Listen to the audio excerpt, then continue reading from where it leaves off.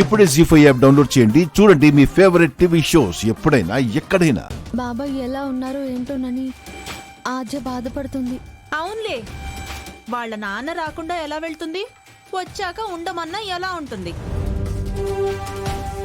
హా, సర్లే, ఈ కాఫీ తీసుకెళ్ళి సీనుకి చారుకి ఇచ్చిరామ్మ.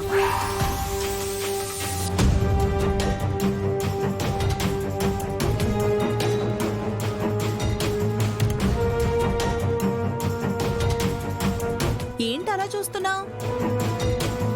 నువ్వు కనిపిస్తే నా కొడుక్కి సంతోషంగా ఉంటుంది కదా. నువ్వు వాణ్ణి చూసినట్టు ఉంటుంది. వెళ్ళమ్మా, వెళ్ళు. పద్మా,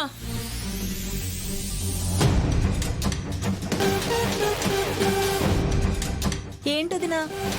ఇప్పుడు ఏం చేశానని అంతలా అరిచావు? ఎవరికి ఏం చెప్పాలో కూడా తెలియట్లేదా?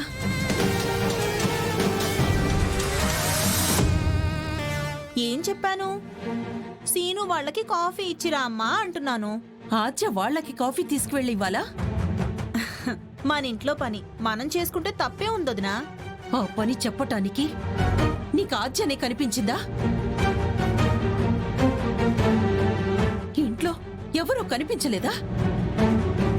వయసు పిల్లని ఎవరైనా పంపిస్తారా? అది కాదొదినా, నేనేం కావాలని చేయలేదు. పద్మా, నువ్వు కావాలని చేస్తున్నావా లేదా అనేది అర్థమవుతూనే ఉంది. ఆద్య అంటే ఇష్టం లేదు అన్నావు. నీకు నచ్చిన చారుని నీ కోడలి చేసుకున్నావు. ఇంకా ఎందుకు ఇలాంటి పనులు చెప్పి ఆద్యని బాధ పెట్టాలని చూస్తున్నావు?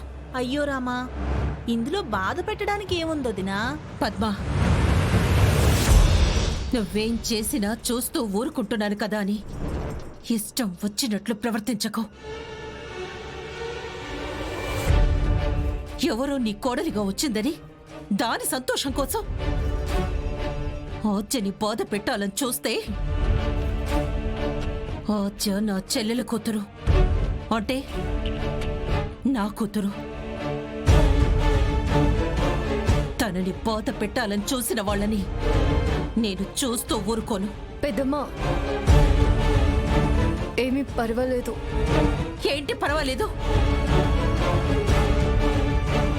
తను ఆడిచ్చినట్టల్లా ఆడుతూ పోతే ఈరోజు కాఫీ ఇమ్మంది, రేపు పాల గ్లాస్ ఇచ్చి చారుని గదిలోకి పంపించి రమ్మంటుంది.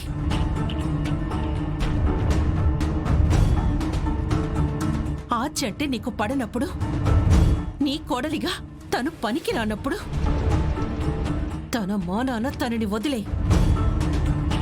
ఇంకొక్కసారి ఇలాంటి పిచ్చి పిచ్చి పనులు చెప్తే మాత్రం బాగుండదు పద్మా.